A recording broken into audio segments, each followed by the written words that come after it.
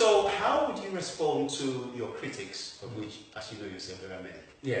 Your critics who say, it's all well and good hearing that coming from Dr. Yunkala, but the fact is, when he was part of the NPRC government, and also when he was in July, he was head of the Students' Union, he was impeached and so on. How do you answer to those critics? Very easy.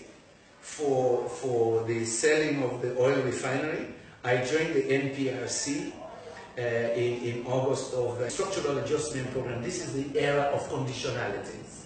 The World Bank and IMF say to you, we will give you money to boost your economy and restructure your economy. That's why they call it structural adjustment. Yeah?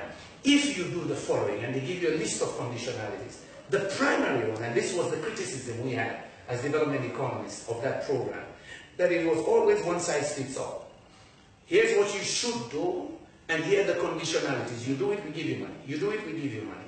And we said you cannot have the same package of austerity measures for every country. So by the time I came into NPRC, that program had been negotiated by Momo and the NPRC before I came in. So there were a list of enterprises that needed to be privatized. There was a privatization commission, and the bank actually paid staff. We call it Private Enterprise Restructuring and Divestiture Commission, backed by the World Bank, salaries paid by the World Bank.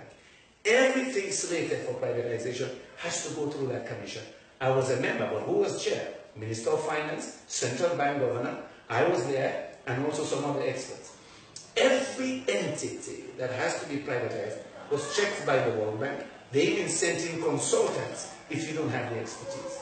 Before I joined, the refinery had already been sold. I came, you can check the dates. And this is so easy to research, you check with the World Bank records. I was there, I visited the refinery to check, say, hey, you got this refinery a year ago, how come there are no operations?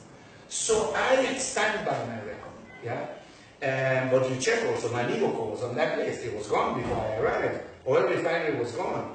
I inaugurated the cement factory, but I was not there when that was restructured.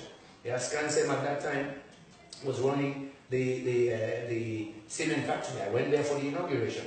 So you should check SLPN, be liquidated. So you check the list, there's a lot that was liquidated before I came in.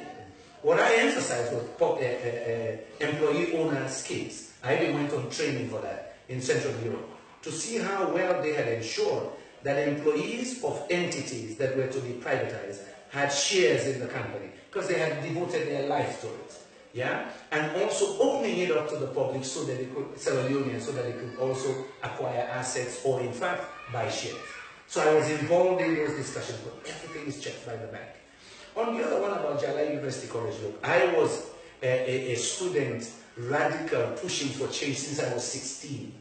Yeah, so when people tell me that I'm new in politics, I look at them, some of them were in diapers when I was already demonstrating against a one-party state. Some people, in fact, were what should I call it, compadres with the one-party state. When we were risking our lives from age 16, I probably led 4 demonstrations. My first demonstration at Jalai University College was 1 month after I was a student. Because I came in with that, we were a group of 77, no college, no school. I was Secretary General of the Union at 18 already.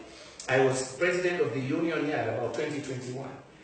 There were things people wanted me to do. The radicalism was deep, and people wanted me to do more strikes, more demonstrations. There were initiatives I launched. When the kitchen became hot, meaning my colleagues and I fell out over some issues. I came to the university to get a degree. I was top of my class for 4 years. I was in student politics, in sports, but I was still #1 in my class. Yeah? At some point I had to make a choice. Stay in politics or get your Division 1. 3 months before I finished, they were causing too much trouble. Oh, we don't want him. I said, take your damn thing. I came here to get a Division 1. And yes, I graduated top of my class. You gotta make these choices in life. But you know, it's one of the best educations I got about politics. Remember, I started in 16 as senior prefect of CKC. 4 years fighting against one-party state and injustice in our country. So I'm very proud of that period. 5 years from age 16 till I left Sierra Leone, learning about politics, the harsh realities, that even people with you sometimes, you're way ahead of them in thinking. But you gotta learn to make those hard choices.